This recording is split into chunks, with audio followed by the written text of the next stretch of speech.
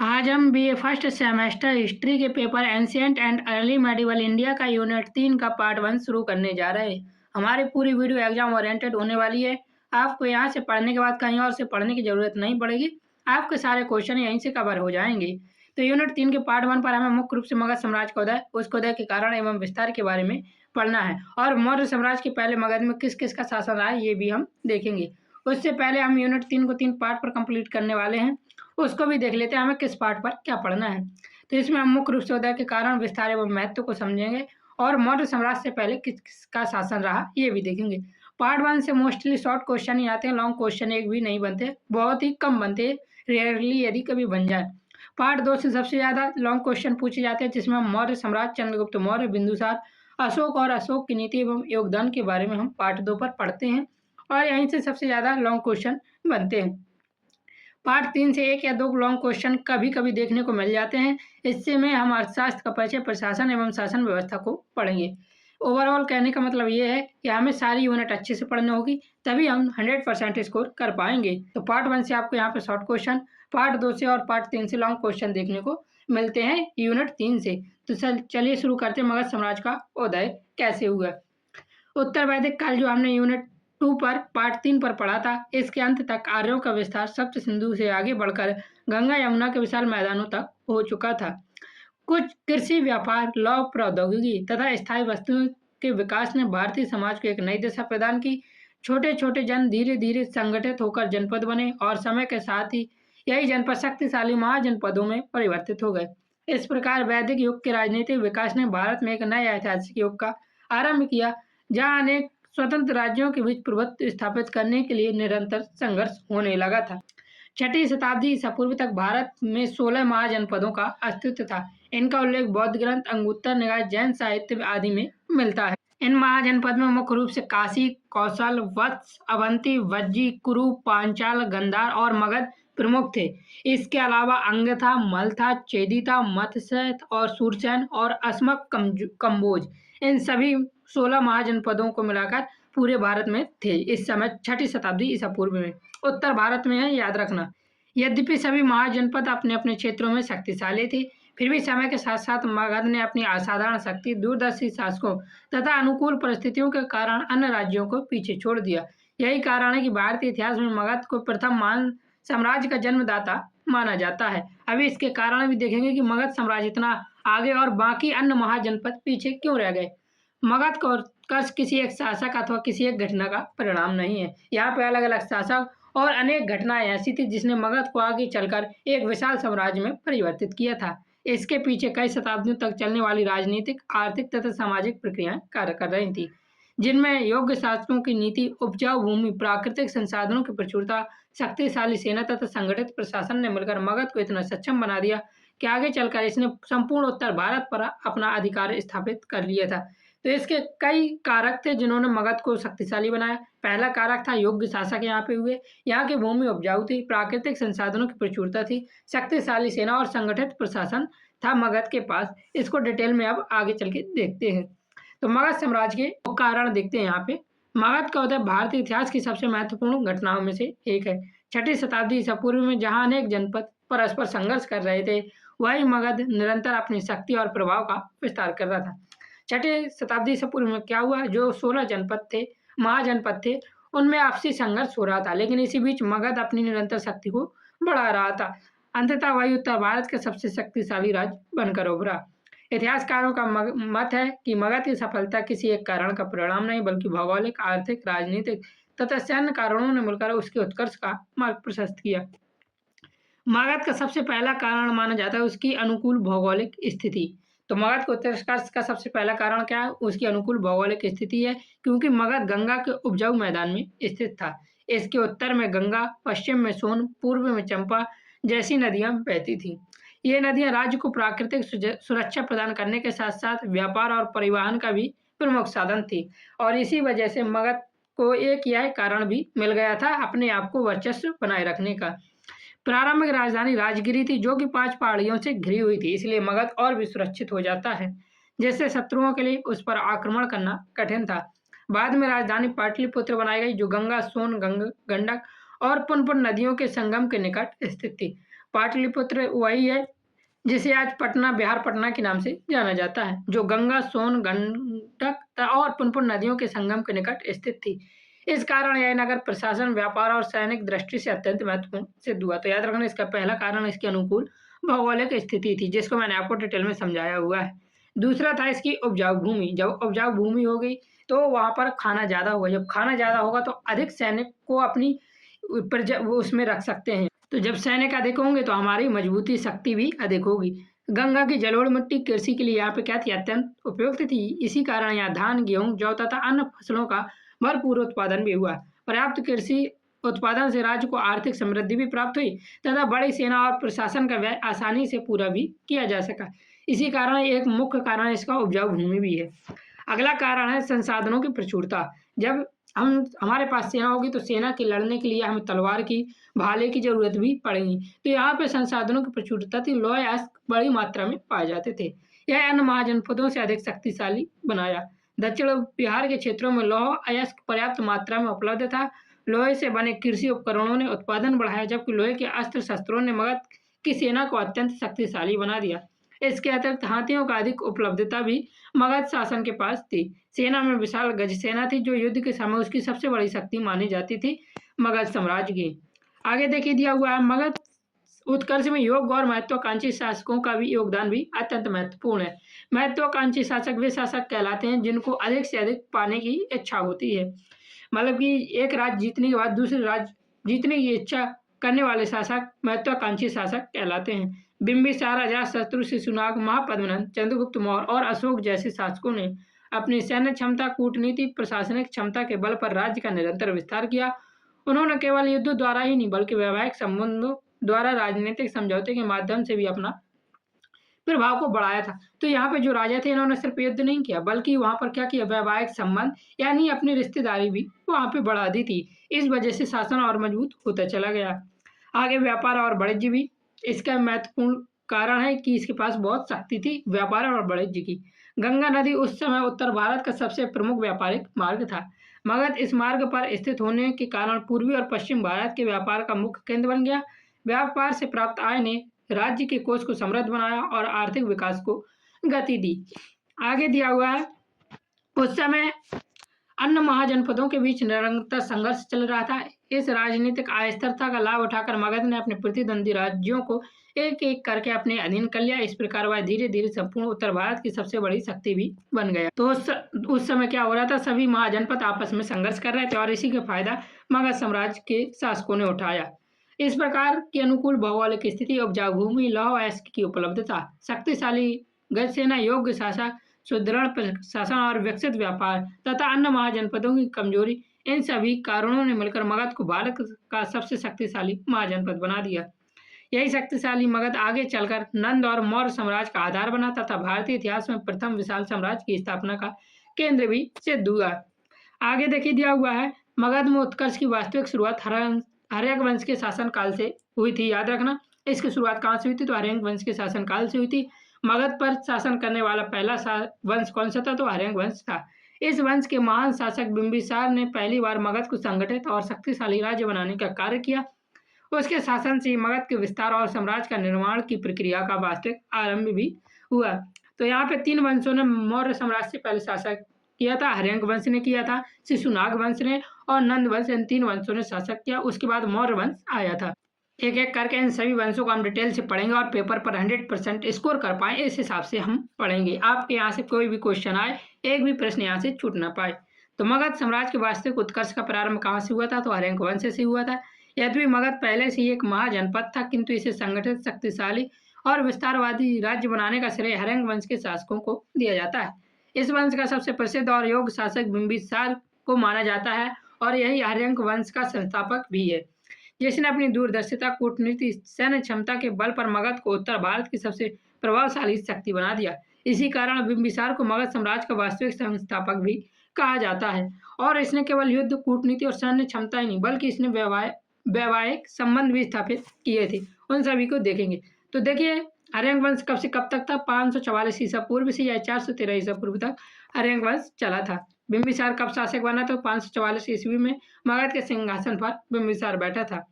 उस समय उसकी आयु लगभग 15 वर्ष थी। बिंबिसार की आयु, इतनी कम आयु में शासन संभालने के बावजूद उसने असाधारण राजनीतिक क्षमता का परिचय दिया।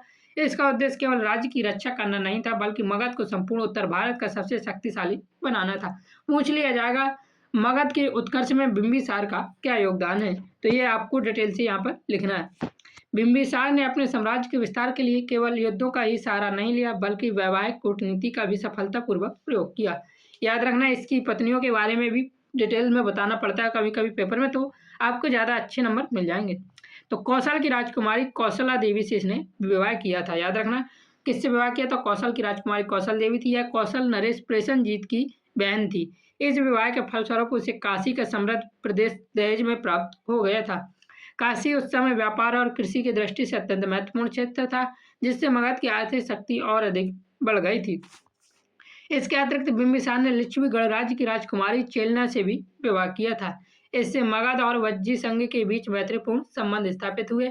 इसने मध्य देश की राजकुमारी क्षेमा से भी विवाह किया। इन वैवाहिक संबंधों के कारण मगध को राजनीतिक स्थिरता प्राप्त हुई और अपने शत्रुओं का सामना करने में भी सुविधा हुई थी। आगे देखिए दिया हुआ, कूटनीति के साथ साथ बिंबिसार ने युद्ध द्वारा भी अपने राज्य का विस्तार किया। बिंबी ने अंग महाजनपद पर आक्रमण कर उसके शासक बृहदत्त को पराजित किया और अंग को मगध में मिला लिया था। याद रखना, बिंबिसार ने क्या किया? वैवाहिक संबंध के साथ युद्ध द्वारा भी अपने राज्य का विस्तार किया। और किस महाजनपद को मिलाया था बिंबिसार ने? तो याद रखना, अंग महाजनपद को मिलाया था। किसको हराकर? तो बृहदत्त को हराकर ये अंग को मगध में मिलाया था। अंग की राजधानी उस समय चंपा थी, जो कि व्यापार का एक महत्वपूर्ण केंद्र थी। इस वजह से मगध का व्यापारिक तथा सामरिक महत्व और अधिक बढ़ गया। यह बिंबिसार की सबसे बड़ी सैन्य उपलब्धियों में से एक मानी जाती है। आगे देखिए दिया हुआ है, बिंबिसार एक कुशल प्रशासक भी था। उसने राज्य में कानून व्यवस्था बनाए रखने, कर संग्रह को व्यवस्थित करने तथा अधिकारियों की नियुक्तियों पर भी विशेष ध्यान दिया था। उसने प्रशासन को अधिक प्रभावी बनाया, जिससे राज्य की आय बढ़ी और जनता का शासन पर विश्वास भी मजबूत हुआ। यदि किसी शासक को अब शासन ज़्यादा समय तक चलाना है, तो सबसे पहले उसका काम होना चाहिए जनता का विश्वास जीतना। जनता का विश्वास होगा तभी राजा सफल होगा। उसकी नीतियों ने मगध को आर्थिक और राजनीतिक दोनों दृष्टियों से सुदृढ़ बनाया। आगे देखिए दिया हुआ है, बिंबिसार धार्मिक दृष्टि से अत्यंत सहिष्णु शासक था। इसने बौद्ध धर्म तथा जैन धर्म दोनों को संरक्षण दिया। बौद्ध ग्रंथों के अनुसार बिंबिसार महात्मा बुद्ध का समकालीन था और बुद्ध का अनुयायी था। मतलब कि बाद में अनुयायी भी बन गया था। उसने बुद्ध को बांस का उपवन दान में दिया था, जिसे वेणु वन भी कहा जाता है। याद रखना, जहाँ बुद्ध और उनके भिक्षु निवास करते थे। जैन परंपरा के अनुसार वह महावीर स्वामी का भी सम्मान करता था। इससे स्पष्ट होता है कि वह सभी धर्मों के प्रति समान आदर की भावना रखता था। तो बिंबिसार एक सहिष्णु शासक था। ये हर तरीके से अपने राज्य को विकास करने में लगा रहा था और इसने कभी भी किसी धर्म के साथ भेदभाव नहीं किया। इसलिए शासन करते समय वहाँ की प्रजा का भी इसके ऊपर विश्वास बना रहा। बिंबिसार के शासनकाल में मगध की राजधानी राजगिरी थी, जो कि राजनीतिक, व्यापारिक तथा सांस्कृतिक दृष्टि से अत्यंत महत्वपूर्ण नगर बन गई। उसके शासन में राज्यों की सीमाओं का विस्तार हुआ, व्यापार बढ़ा और प्रशासन संगठित हुआ। यही कारण है कि इतिहासकार बिंबिसार के शासनकाल को मगध साम्राज्य के स्वर्णिम विकास की शुरुआत भी मानते हैं। अब देखिए, बिंबिसार का अंतिम समय आता है, तब इसका पुत्र होता है अजातशत्रु। अजातशत्रु क्या करता है? अपने बिंबिसार की हत्या कर देता है। ये देखिए, यहाँ पे जो इतिहासकार बिल्कुल परफेक्ट मत होंगे, हम वही इतिहास में लेते हैं। जो कहानियाँ होती है मैं वो कहानी आपको बताता रहूँगा। अपने जीवन के अंतिम दिनों में बिंबिसार को अपने ही पुत्र अजातशत्रु ने षड्यंत्र का शिकार होना पड़ा। बौद्ध परंपरा के अनुसार अजातशत्रु ने अपने पिता को कारागार में बंद कर दिया, जहाँ उनकी मृत्यु लगभग 492 ईसा पूर्व में हो गई थी। तो पिता में कारागार में बंद कर दिया। तो सिर्फ यही कहानी सच नहीं है। कहानी में बताया जाता है कि इसने अपने पिता को कारागार में बंद किया और अपने पिता की 492 ईसा पूर्व में हत्या कर दी थी। हालांकि इसके पर्याप्त साक्ष्य नहीं है, लेकिन फिर भी माना जाता है कि इसने अपने पिता की हत्या की अजातशत्रु ने, और इसी कारण अजातशत्रु को पितृहंता भी कहा जाता है। यद्यपि इस घटना के विवरण विभिन्न ग्रंथों में अलग अलग मिलते हैं, फिर भी यह निश्चित है कि बिंबिसार के बाद अजातशत्रु मगध का शासक बना और उसने अपने पिता की विस्तारवादी नीति को आगे बढ़ाया। आपने लेकिन कई जगह पढ़ा होगा कि अजातशत्रु ने ही मारा था, लेकिन इसके पर्याप्त साक्ष्य नहीं है, ये भी याद रखना होगा और पेपर में आपको ये मेंशन भी करना होगा अच्छे नंबर के लिए। इस प्रकार बिंबिसार ने मगध को एक साधारण महाजनपद से शक्तिशाली राज्य बनाने की मजबूत नींव रखी। बिंबिसार की कूटनीति, सैन्य विजय और प्रशासनिक सुधार तथा धार्मिक सहिष्णुता ने आगे आने वाले शासकों के लिए साम्राज्य विस्तार का मार्ग भी प्रशस्त किया। इसके बाद अजातशत्रु शासक बनता है और अजातशत्रु का पुत्र भी अजातशत्रु की हत्या कर देता है। उसके बाद शिशुनाग वंश वो अंतिम शासक आता है हर्यंग वंश का, शिशुनाग वंश और नंद वंश का शासन प्रारंभ होता है। तो देखते हैं अजातशत्रु के बारे में। बिंबिसार की मृत्यु के पश्चात अजातशत्रु मगध के सिंहासन पर बैठा। अजातशत्रु हर्यंग वंश का सबसे शक्तिशाली और महत्वाकांक्षी शासक था। उसने अपने पिता द्वारा स्थापित साम्राज्य को और अधिक विस्तृत सुदृढ़ बनाया। अजातशत्रु का शासनकाल इसके पिता की मृत्यु के बाद से यानी 492 ईसा पूर्व से 460 ईसा पूर्व तक माना जाता है, याद रखना। उसके समय में मगध ने अनेक महत्वपूर्ण विजय प्राप्त की और उत्तर भारत की सबसे बड़ी शक्ति के रूप में अपनी स्थिति को मजबूत किया। इसके बाद आगे देखिए, अजातशत्रु ने सबसे पहले देखिए कौशल के साथ युद्ध किया। पूछ लिया जाएगा पेपर में अजातशत्रु का मगध साम्राज्य के विस्तार में क्या योगदान है, तो आपको पूरा ऊपर से नीचे तक लिखना होगा। अजातशत्रु ने सबसे पहले कौशल के साथ युद्ध किया। प्रारंभ में दोनों राज्यों के बीच काशी प्रदेश को लेकर संघर्ष हुआ, किंतु अंततः संधि स्थापित हुई और मगध का प्रभाव बना रहा। इसके पश्चात उसने अपना ध्यान वज्जी संघ की ओर केंद्रित किया। वज्जी एक शक्तिशाली गणराज्य था जिसकी राजधानी उस समय वैशाली थी। इस संघ में लिच्छवी सहित अनेक गणराज्य सम्मिलित थे। वज्जी संघ को पराजित करना सरल नहीं था। अजातशत्रु ने लगभग 16 वर्षों तक युद्ध किया। उसने केवल सैन्य शक्ति का ही प्रयोग नहीं किया, बल्कि अपने मंत्री वर्षकार की सहायता से वज्जियों में फूट भी डलवाई थी। तो वर्षकार का यहाँ पे बहुत ज्यादा योगदान हो जाता है वज्जी संघ को जीतने में। तो वर्षकार पूछ भी लिया जाता है कि वज्जी संघ में अजातशत्रु ने अपने किस मंत्री की सहायता से फूट डलवाई थी, तो वर्षकार की सहायता से डलवाई थी। आपके ये वनडे एग्जाम में भी काम आएगा। अंततः वज्जी संघ पर विजय प्राप्त कर उसने मगध में मिला लिया। इस विजय से मगध की राजनीतिक शक्ति और अधिक बढ़ गई तथा गंगा घाटी पर उसका प्रभाव स्थापित हो गया। आगे देखिए दिया हुआ है, अजातशत्रु ने अपनी सेनाओं को भी अधिक सशक्त बनाया। बौद्ध ग्रंथ में उल्लेख मिलता है कि उसने युद्ध में महाशिला कंटक और रथ मूसल जैसी नवीन युद्ध उपकरणों का उपयोग किया। इससे स्पष्ट होता है कि अजातशत्रु केवल वीर योद्धा ही नहीं बल्कि नवीन सैन्य तकनीकों का समर्थक भी था। तो देखिए ये है जो हमारा महाशिला कंटक है और ये रथ मूसल है। रथ मूसल में आगे ये चक्का लगा रहता है जिससे आगे आने वाले सैनिक मर जाते हैं और ये काम आता है बड़ी बड़ी दीवारों को गिराने के लिए, सैनिक को दूर से वार करने के लिए महाशिला कंटक। इस प्रकार से आप देख सकते हैं ये दो उपकरणों का प्रयोग किया था अजातशत्रु ने वज्जी संघ को हराने के लिए। आगे देखिए दिया हुआ धार्मिक दृष्टि से अजातशत्रु का विशेष महत्व था। प्रारंभ में अजातशत्रु कठोर स्वभाव का था, किंतु बाद में महात्मा बुद्ध के संपर्क में आया और उनके प्रति श्रद्धालु भी बन गया था। बुद्ध के महापरिनिर्वाण के बाद राजगिरी की सप्तगण गुफा में आयोजित प्रथम बौद्ध संगीति 483 ईसा पूर्व का संरक्षण भी अजातशत्रु ने किया था। तो याद रखना प्रथम बौद्ध संगीति कब हुई थी, तो 483 ईसा पूर्व में हुई थी। जब हम बौद्ध धर्म के बारे में पढ़ेंगे तब इसको डिटेल से वहाँ पर देखेंगे। इस कारण बौद्ध धर्म के इतिहास में उसका महत्वपूर्ण स्थान है। बौद्ध धर्म, जैन धर्म और विष्णु शैव धर्म के बारे में हम कौन सी यूनिट में पढ़ेंगे, तो 6वीं या 5वीं यूनिट में पढ़ेंगे, नहीं 7वीं यूनिट में हम आपको इसके बारे में पढ़ाएंगे धर्मों को रिलेटेड। यहाँ पे बस आप इतना देख लीजिए, प्रथम बौद्ध संगीति 483 ईसा पूर्व में हुई थी जिसका संरक्षण अजातशत्रु ने किया था। अजातशत्रु के पश्चात इसका पुत्र उदयन लगभग 460 ईसा पूर्व में मगध का शासक बना। बौद्ध परंपरा के अनुसार इसने अपने पिता अजातशत्रु की हत्या करके मगध का शासक बना था। तो याद रखना उदयन ने भी अपने पिता की हत्या कर दी थी, अजातशत्रु ने भी अपने पिता की हत्या की थी, लेकिन इसके पर्याप्त साक्ष्य हैं कि अजातशत्रु की हत्या उसके पुत्र उदयन ने ही की थी और यह हत्या करके मगध का शासक बना। उदयन के शासनकाल की सबसे महत्वपूर्ण उपलब्धि पाटलिपुत्र नगर की स्थापना हुई थी और उदयन के समय क्या हुई थी, पाटलिपुत्र नगर की स्थापना हुई थी। किसने की थी, तो उदयन ने की थी, याद रखना ये महत्वपूर्ण है। उसने राजधानी को राजगिरी से हटाकर पाटलिपुत्र स्थानांतरित किया। गंगा और सोन नदियों के संगम के निकट स्थित होने के कारण पाटलिपुत्र व्यापार, प्रशासन तथा सुरक्षा की दृष्टि से अत्यंत उपयुक्त था। आगे चलकर यही नगर नंदों और मौर्यों की राजधानी भी बना था तथा कई शताब्दियों तक भारत का प्रमुख राजनीतिक केंद्र भी रहा है। उदयन ने 460 ईसा पूर्व से 444 ईसा पूर्व तक मगध पर शासन किया था। आगे देखिए दिया हुआ है, हर्यंग वंश के अंतिम शासक अनिरुद्ध, मुंड और नाग दशक थे। अनिरुद्ध ने, याद रख लेना इनका शासनकाल, अनिरुद्ध ने 444 ईस्वी से 440 ईस्वी तक किया।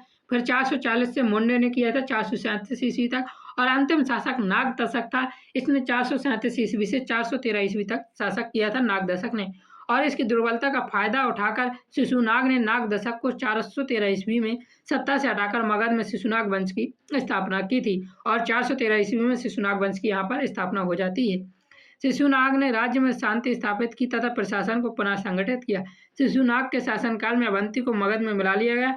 इससे उत्तर भारत का एक और शक्तिशाली राज्य मगध के अधीन हो गया था। तो शिशुनाग ने किस किसको अपने शासनकाल में मिलाया था, तो अवंती को अपने शासनकाल में मिलाया था, याद रखना। और उसकी सीमाओं का भी विस्तार यहाँ से हो गया था। आगे देखिए दिया हुआ, शिशुनाग के बाद उसका पुत्र कालाशोक 395 ईसा पूर्व पर सिंहासन पर बैठा। कालाशोक का अर्थ याद रखना, जो कि कालाशोक वह होता है जो कि काल को भी रुला दे, कालाशोक कहलाता है, यह जो काल से भी ना डरे। इसके शासनकाल का विशेष महत्व द्वितीय बौद्ध संगति 383 ईसा पूर्व के आयोजन के कारण है। तो कालाशोक के समय द्वितीय बौद्ध संगति हुई थी, जो कि 383 ईसा पूर्व में हुई थी, याद रखना। इसी कारण इस शासक का महत्व भी हो जाता है। यह संगति वैशाली में आयोजित की गई। इसके अतिरिक्त उसने पाटलिपुत्र को और अधिक विकसित किया तथा मगध की राजनीतिक शक्ति को बनाए भी रखा था। लगभग 345 ईसा पूर्व में महापद्मनंद ने अंतिम शिशुनाग शासक नंदीवर्धन को पराजित कर दिया था। तो शिशुनाग का अंतिम शासक कौन था? नंदीवर्धन था, जो कि बिल्कुल बेवकूफ शासक था। इसको महापद्मनंद ने हराकर नंद वंश की स्थापना कर ली थी। इसके साथ ही शिशुनाग वंश का अंत हुआ और नंद वंश की यहाँ पे स्थापना हो गई थी। अब नंद वंश देखिए, नंद वंश के अंतिम शासक को हम मौर्य साम्राज्य में भी देखेंगे पार्ट 2 पर, लेकिन यहाँ पे हम थोड़ा देखेंगे। पुराणों में महापद्मनंद को सर्वछत्रांतक कहा जाता है। महापद्मनंद भी यहाँ पे महत्वपूर्ण हो जाता है, क्योंकि इसे सर्वछत्रांतक कहा जाता है। इसलिए कहा जाता है क्योंकि यह क्षत्रिय राज्यों को पराजित करके मगध साम्राज्य में मिला लेता है और सभी क्षत्रियों का नाश करता है उस समय पर, याद रखना। इसने उत्तर भारत के अधिकांश भाग पर अपना अधिकार स्थापित किया और मगध को पहले से कहीं अधिक विशाल बना दिया था। महापद्मनंद के बाद धनानंद मगध का शासक बनता है। यह बिल्कुल बेवकूफ शासक होता है, पूरा पगला होता है। इसको दारू की लत भी लगी होती है, यानी ये नशा और ऑर्केस्ट्रा में मग्न रहता है धनानंद, और यह नंदवंश का अंतिम शासक भी होता है। इसके पास अत्यंत विशाल सेना और अपार धन संपत्ति भी थी धनानंद के पास। यूनानी लेखकों के अनुसार धनानंद की सेना में लगभग 2 लाख पैदल सैनिक, 20,000 घुड़सवार और 2,000 रथ तथा 3,000 हाथी थे। याद रखना, इसकी इतनी विशाल सेना थी कि इससे जो विश्व विजेता सिकंदर की सेना भी इसकी सेना देखकर घबरा गई थी और बिना यहाँ पे आक्रमण किए भाग गई थी। हालांकि ये बिल्कुल पागल शासक था, यदि सिकंदर आक्रमण करता तो पराजित कर देता, लेकिन इतनी विशाल सेना को ही देखकर सिकंदर यहाँ से लौट गया था। किंतु धनानंद की अत्यधिक करनीति तथा कठोर व्यवहार के कारण जनता में असंतोष भी फैल गया था। इसी समय महान राजनीतिक कौटल चाणक्य ने युवा चंद्रगुप्त मौर्य के साथ मिलकर धनानंद को पराजित किया और मगध में मौर्य साम्राज्य की स्थापना की थी। इसके साथ ही भारतीय इतिहास का एक नया और गौरवशाली अध्याय शुरू होता है, मौर्य वंश, जिसको हम अगली यूनिट में डिटेल से पढ़ेंगे और सिकंदर का आक्रमण भी थोड़ा सा देखेंगे। इस प्रकार हर्यंक, शिशुनाग और नंद वंश के शासकों ने क्रमशः मगध के एक साधारण महाजनपद से विकसित कर भारत का सबसे शक्तिशाली साम्राज्य बना दिया। उनके द्वारा स्थापित राजनीतिक, आर्थिक, प्रशासनिक आधार पर ही आगे चलकर मौर्य साम्राज्य का निर्माण हुआ, जिसने पहली बार लगभग संपूर्ण भारतीय उपमहाद्वीप को एक राजनीतिक सूत्र में बांध दिया था। अब अगले यूनिट में हम डिटेल से देखेंगे। तो यहाँ पे आप देख लीजिए आपको पीडीएफ कहाँ से मिलेगा। पीडीएफ के लिए आप हम टेलीग्राम पर मैसेज कर सकते हैं। टेलीग्राम का लिंक आपको डिस्क्रिप्शन पर मिल जाएगा। पीडीएफ पेड है, फ्री में आपको पीडीएफ नहीं मिलेगा, ये याद रखिएगा। और चैनल पर नए सब्सक्राइब जरूर कर लीजिएगा। इंग्लिश मीडियम में भी यदि आप हैं तो इंग्लिश मीडियम के स्टूडेंट का पीडीएफ भी हम आपको उपलब्ध करवा देंगे। चैनल पर नए सब्सक्राइब जरूर कर लीजिए। जय हिंद, जय भारत, राधे राधे।